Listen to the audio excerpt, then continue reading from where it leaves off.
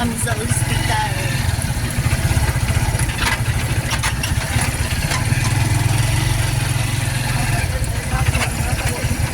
Bababa na tayo.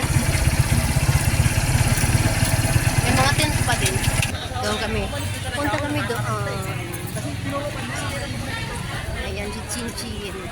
Lakad-lakad kami. Ayan. Kaya nga sana mag-discharge na siya.